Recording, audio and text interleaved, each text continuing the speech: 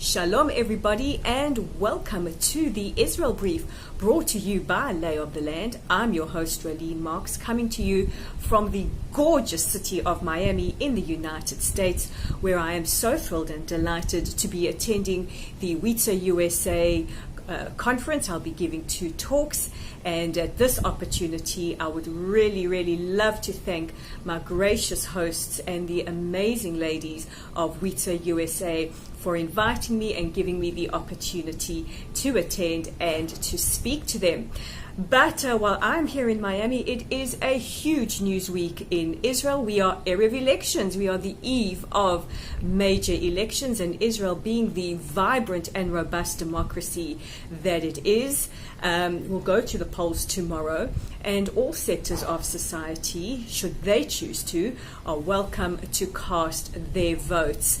And there are 39 parties vying for everybody's votes in the elections tomorrow, and a lot of debate around these two, or this particular election. Will the Arab sector come out in more numbers and vote, or will they choose to boycott? Is it going to be the battle of the Benjamins? You know, I have to say it, guys, it's all about the Benjamins, and the eyes tomorrow will be on the Prime Minister, who is the ruler of the Likud party, and his biggest opposition, Benny Gantz, who is the leader of Kachol Lavan, which is a party made up of his newly formed party, Chosen Yisrael, and Yair Lapid's Yesh Atid, to form the blue and white. And it's going to come down to the line for that. The polls are very close. Every day they change. Will it be Netanyahu? Will it be Gantz? Who prefers what? Is it the choice of the younger people who prefer Netanyahu, or the older people who prefer Gantz? And this is according to recent polls.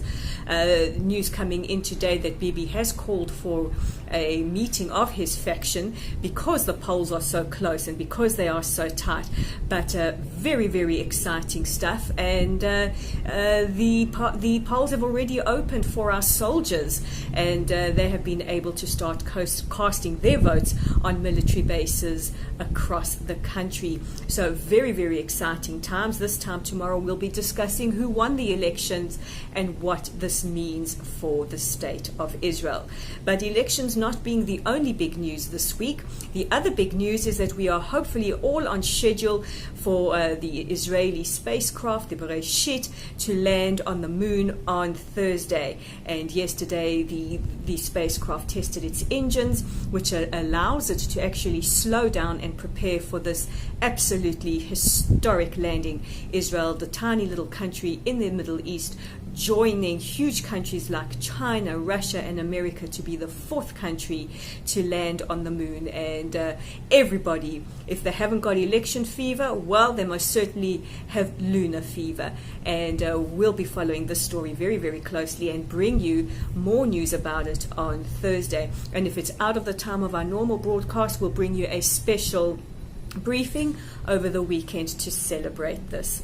Now we turn to South Africa, and another big story making headlines across Israel these past couple of days is the fact that the South African Department of International Relations and Cooperations, known as DIRCO, the foreign minister of DIRCO, announced at the end of last week that South Africa will be downgrading her embassy in Israel. And this means that there will be no political mandate, no economical mandate, no trade mandate, and that the ambassador, who was actually due to end his term soon anyway, will not be returning to Israel.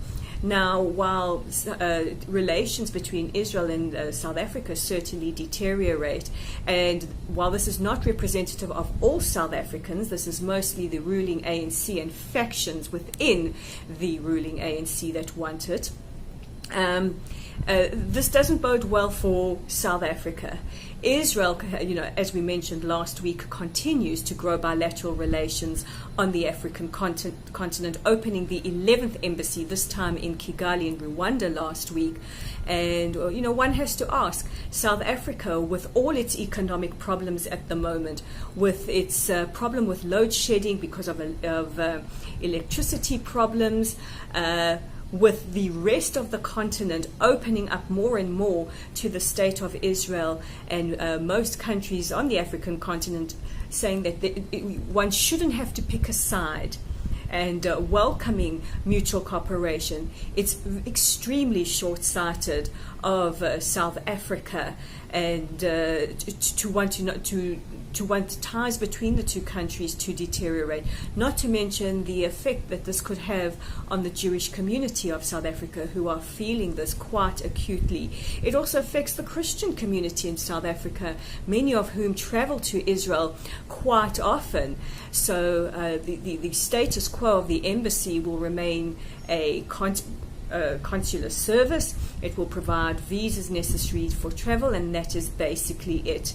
The leader of the opposition to the ruling ANC, Democratic Alliance leader Musi Mamani, in an address to the Jewish community, has said that he favors bilateral relations between the country, full diplomatic relations between the two countries, and that if South Africa wants to play a meaningful role in brokering any kind of peace negotiation, South Africa has to be present and not show such one-sidedness. So that's a little bit of a rant for the day.